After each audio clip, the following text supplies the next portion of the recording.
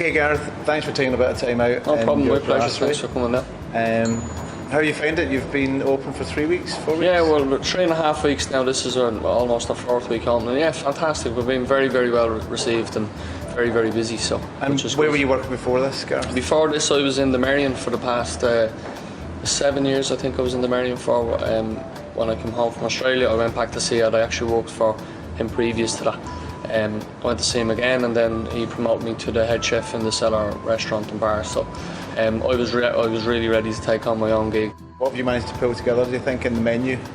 Well, the main thing that I'm trying to come across on my menu is that my food is very clean, it's very light, heavily focuses on regionality and supporting local producers and local produce, but you know, sometimes using some ingredients from further afar as well if need be. You said something to me a while ago about your chefs when they come in and they see what new fresh ingredients come in and all the different suppliers, and then they all try and figure out what they're going to do with it. That sounds all a bit idyllic. Is it really like that in the kitchen? It is to a degree, you know. I mean, look, before we opened, I mean, I brought myself, my exec sous chef, my pastry chef, another one of my sous chefs. We actually went down to a farm to see the animals in the field, you know. And I want that one.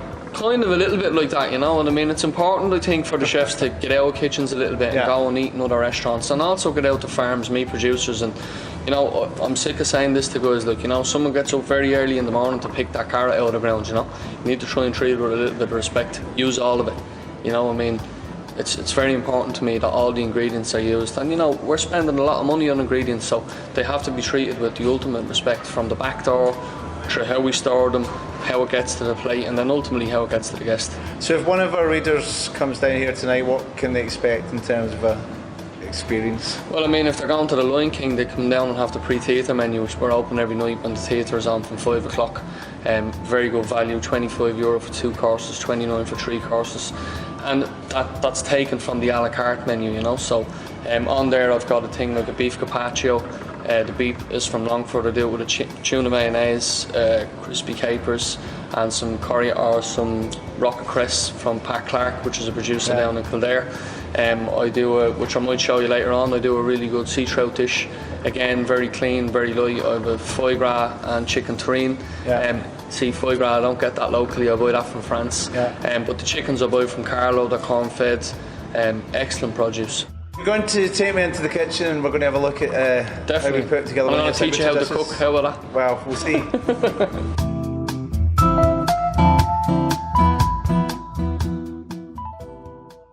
Right, Gareth, what have you got in front of you? What are we going to see today? So today I just wanted to show you a dish that it's been very well received since I've opened the restaurant 3.5 weeks ago. So this is a tartare of sea trout, coriander cress, tomato, fine nut, and lime salsa. Okay, so let's get started. Okay, perfect. So the first thing I'm going to do, very simply, is just prep the trout. So all we have to do is take the skin off. So you just hold the skin nice and tight, keep the knife point towards the board, and then you just let the knife do the work. So then all we're going to do, tartare would traditionally be diced, but I'm just going to slice it almost like ceviche from South America. So we're just going to slice the trout. We want about 100 grams of trout. Where's your fish from, Gareth? This fish is from the west coast of Ireland. Delicious, just come in this morning. We filleted it downstairs, so it was ready for service for 12 o'clock. So I think that's enough for a portion. So now we just very loosely, very rustically arrange that on the plate. And then I'm just going to get on to making the salsa. This is where the freshness comes into the dish. So the next thing before I do that, very, very important just to season all your food.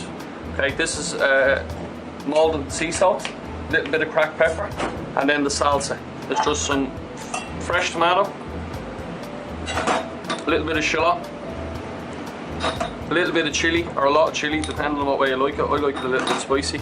A few pine nuts for texture. And it's just you just measure out to taste if you were. Yeah. So it's like a couple of teaspoons of tomato and then a half a teaspoon of everything else. Okay, and then just a little bit of ginger just to lift the whole dish. This is a microplane. What I'm doing on, and all that is just a very fine plane. Okay. The other couple of very special ingredients that I'm using here today is an Irish rapeseed oil. So I've kind of moved away from using as much olive oil in my cooking now, and I'm really trying to support local producers. So that's something you'll see on through the menu? Yeah, I also have this dish. This is a rapeseed oil, but I also use a camellia oil, and it's from a company called Newgrange, which is a very, very good product. So we're just going to very lightly bring this together. Again, a little bit of sea salt, twist of cracked pepper, and then this is where the real flavour comes from, a little bit of lime juice. So as you can see, I'm using a little bit of Asian influence in here, which is kind of techniques that I would have learned living across in Australia and whatnot. And then we just dress the dish on. And as you can see, this dish is about letting the ingredients do the talking. So very clean, very simple, a little bit more rapeseed oil. You can see that really brings the dish to life. And then another very special product, this is a guy called Pat Clark, who grows micro leaves down in Kildare, and this is micro coriander, and as you can see, that just finishes the dish perfectly.